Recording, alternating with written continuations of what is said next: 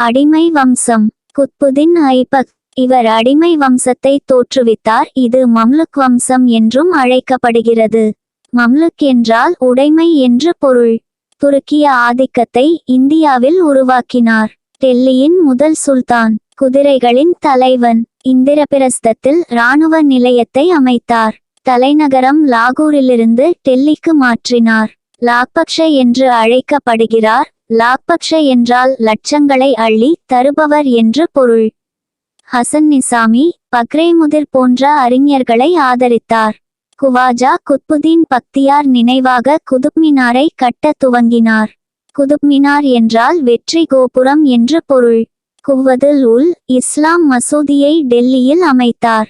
இது இந்தியாவின் பழமையான மசூதி ஆகும். குவ்வதுல் உல் இஸ்லாம் இஸ்லாமின் பலம் ஆகும். அதாயின்கா டி ஜோன்பரா மசூதியை அஜ்மீரில் முகமது கோரியின் வேண்டுகோளுக்கிணங்க 2½ நாளுக்குள் அமைத்தார். சுவர் மட்டும் கட்டப்பட்டது. இஸ்லாமியர் அல்லாத இந்துக்கள் மீது ஜெசியா வரி விதித்தார். இஸ்லாமியர் அல்லாதோர் மீது ஜெசியா வரி விதித்த முதல் சுல்தான். 1210 இல் லாகூரில் சப்கன் போலோ குதிரை விளையாட்டின் போது கீழே விழுந்து இறந்தார். ஷம்சுதீன் இல்துமிஸ் அடிமையின் அடிமை என்று அழைக்கப்படுபவர். குத்புதீன் ஐபக்கின் மகன் ஆரம்சாவை கொன்று டெல்லியின் சுல்தான் ஆனார். கலீஃபாவின் அனுமதி பெற்ற சட்ட முறையான ஆட்சியாளரானார். ஜலாலுதீன் மங்கபர்னிக்கு அடைக்கலம் தர மறுத்தார். ஜலாலுதீன் மங்கபர்னி மங்கோலிய தலைவன் செங்கிஸ்கானால் துரத்தப்பட்டவர். நசுருதீன் குபச்சா சிந்து நதியில் மூழ்கடிக்கப்பட்டு கொல்லப்பட்டார். 40 குழுவை உருவாக்கினார். இவர்கள் துருக்கிய படைத்தலைவர்கள் ஆவர். குதுப்மினார் கட்டி முடித்தவர் இல்துமிஸ். அரேபிய நாணயமுறை அறிமுகம் செய்தார். இந்தியாவில் அரேபிய நாணயமுறையை கொண்டு வந்த முதல் துருக்கியர் இல்துமிஸ் ஆவார். டாங்கா என்றால் வெள்ளி நாணயத்தையும் ஜிடால் என்றால் செம்பு நாணயத்தையும் குறிப்பதாகும். ரசியா சுல்தானா டெல்லியின் முதல் பெண் சுல்தான். மொரோக்கோ நாட்டுப்பயணி. இபின் பதூதா கூற்றுப்படி ரசியா குதிரையின் மீது ஆண்களைப் போல் சவாரி செய்தார். அவர் முகத்திற்கு திரையிடவில்லை. இல்துமிஸின் வசீரான நிஜாமுல் முல்க் ஜுனைதி என்பவர் ரசியாவிற்கு எதிராக கலகம் செய்தார்.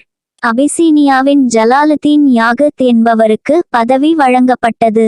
குதிரை இலாய பணித்துறை அதிகாரி. அபிசீனியா என்பது ஆப்பிரிக்காவின் எத்தியோப்பியா நாடாகும்.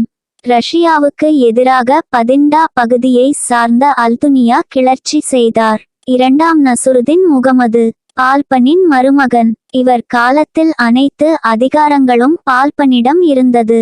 பால்பன் நயிபி முல் வசீராக செயல்பட்டார். பால்பன் சிறுவயதிலேயே மங்கோலியர்களால் கடத்தப்பட்டவர்.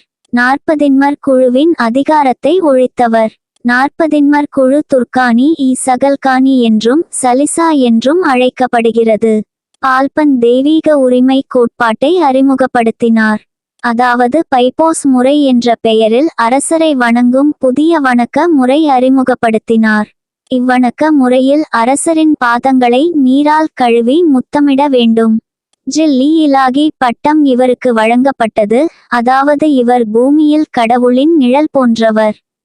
மேவாரை சார்ந்த மியோக்களை அழித்தார். பாரசீக கவிஞர் அமீர்குஸ்ருவுக்கு ஆதரவு அளித்தார்.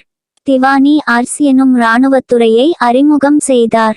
நவ்ரோஸ் விழாவை அறிமுகம் செய்தார். அதிகாரிகளுக்கு இரகசிய தகவல்கள் தெரிவிக்க உளவாளிகளை பாரெட்ஸ் நியமித்தார். ஒரு சூழ்நிலையில் பால்பனின் மகன் முகமது கான் மங்கோலியர்களால் கொல்லப்பட்டார். இதனால் மன வருத்தமுற்ற பால்பன் இறந்தார்.